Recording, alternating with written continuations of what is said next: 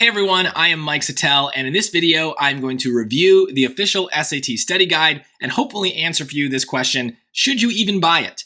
Specifically, we are talking about the official SAT study guide written by the College Board, the second edition that was published in 2025. It has a list price of $34.99, so roughly $35, though you can usually get it on sale in various places. But even still, my honest assessment is no, this book is not worth it. I have already bought the book. It looks like it's going to be a great deal. Look at how thick it is. Look at how many pages there are. But basically, now that the test is digital, most of these resources are available for free elsewhere. You really don't need to have a paper and pencil copy of all of this stuff. So we'll get into what's inside of it. But just so you know, I've been an SAT tutor since 2006. I have worked with many editions of the official SAT study guide for many editions of the actual SAT. So I used to love this book. It was the best resource out there. But again, now that the test is digital, things have changed. Having this hard copy book is not really useful. But let's take a closer look at what's inside. It is a slightly better version than the first edition that they published, but I don't think they've really changed much of what's inside other than the practice test that they've provided. But there are four main chapters. The first part is going to just teach you about the SAT. The second and third parts are going to teach you about the two main subjects on the SAT, the reading and writing and the math topics. And then, yes, the end is the practice test. And this is why most people buy this book, is they want those practice tests. But you really don't need to have hard copies of them. For all of these pieces, there are free alternatives that are going to be even better than what's in this book. So starting at the top, if you want to learn about the SAT, just go on YouTube. There are lots of free resources, including my channel, that go into the basics of how the test works, what the different sections are, what the scoring is like. I will link to a frequently asked questions about the SAT playlist that I have, and a lot of your questions will be answered there. I think that is certainly better than having to read 43 pages of tiny font and dense text. Most of you are not going to do that. Then we get to what I think a lot of people are hoping is going to be useful in this book, the pages on both the reading and math topics. Now, they do give you an overview of those topics and the different types of questions you're going to see, but it is not comprehensive. This book is not giving you every single fact and formula that you need to know for, let's say, geometry. It's giving you a few things and giving you some practice questions, but it is not going into intense detail. So again, YouTube is going to be a better place to go for those things. I have lessons on all the geometry topics, all the grammar rules. You can find that on other channels as well. I'm not the only one out there, but basically, if you want something comprehensive that's going to tell you exactly what's on the test, I don't think that these pages in this book are really going to do the job for you. In fact, it might mislead you thinking that it is comprehensive, and then you'll be surprised by things when you take your practice tests or the real exam. The main thing I think people like about those pieces of the book are that they do involve some practice questions. However, these practice questions are mostly available for free from the College Board itself. They have this resource online, the College Board Question Bank, that includes way more practice questions than what's in this book. I am going to link to that question bank, and specifically I'll link to a video that I have going over how to use it, because it's not the most well-organized resource. It's still better organized than this book, but it's got some flaws, and you got to make sure you're using it correctly. So it's important to kind of follow my instructions before you just dive into it. But as far as I can tell, the vast majority of the questions in this study guide are available for free in that question bank. For reading, I couldn't find any questions in this book that were not in the question bank, any new questions.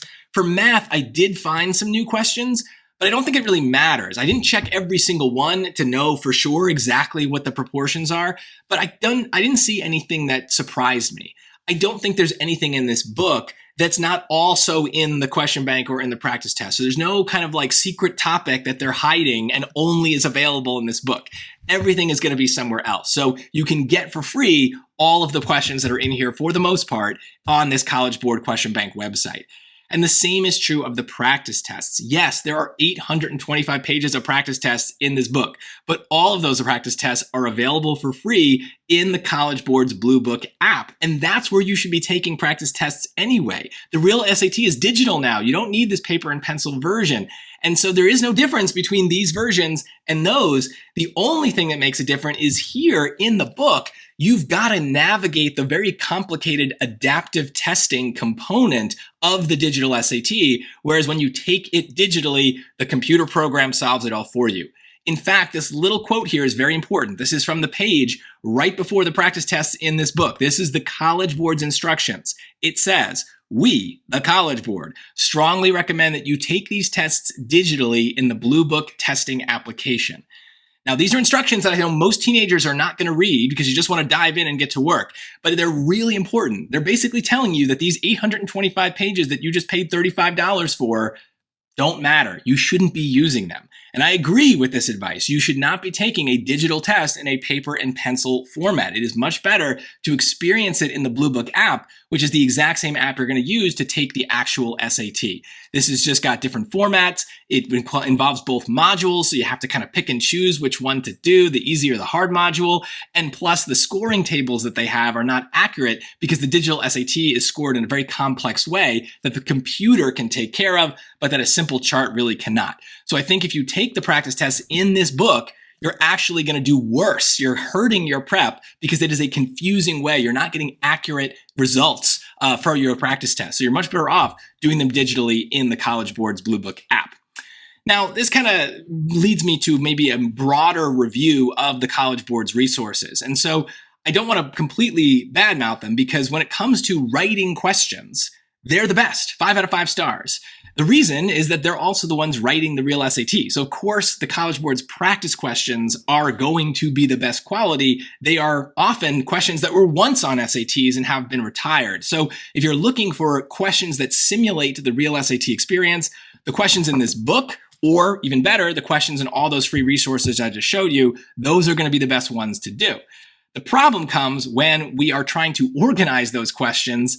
The book is not a good way of organizing these practice materials. Even the College Board's question bank has its flaws, which is why I want you to watch my video about, using that resource correctly before you dive into it. But it's not the best, but I do applaud them for offering it for free and presenting it in a way that people can access. The biggest issue with the College Board's resources is that they're really, really bad at explaining questions. Just 1 star there. Most of their explanations are very technical, very wordy, and very hard for people to understand. In reading, a lot of the explanations really just come down to like, the right answer is right because that's what the passage says, and the wrong answers are wrong because the passage doesn't say that. And when you've gotten the question wrong and want to kind of understand your thought process, that's not a particularly useful explanation. Similarly, in math, their explanations are very technical. They're very textbook, very similar to what your algebra teacher in school would make you do. However, sometimes these math questions can be solved by simply typing something into the calculator, and the College Board explanations will never point that out. So if you're only using the College Board explanations, you're not going to get that full picture of how to improve your scores. Those explanations are included with the practice tests in this book. They're also included with the practice tests when you score them using the Blue Book app. So you will see the College Board's explanations, but I do not recommend actually using them. I recommend supplementing your prep with something besides the College Board materials, especially when you're trying to explain the questions you've gotten wrong.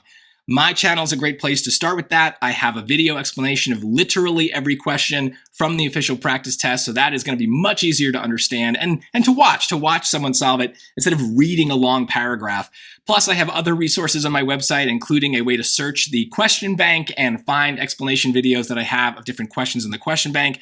Plus, my channel has lots of lessons on the reading and math topics that are much more comprehensive than what's in this book. So definitely check that out. There are also lots of other great resources out there on YouTube and other places. So make sure, though, whatever you do, start with the College Board stuff and then expand outward so you can get a much more full strategic picture of what's on the SAT. So should you buy this book? No, you can skip it. But should you use the College Board resources? Absolutely. Once again, I am Mike Settele. I hope you found this helpful. Remember, when it comes to your scores, don't settle for less, settle for more. Thanks for watching.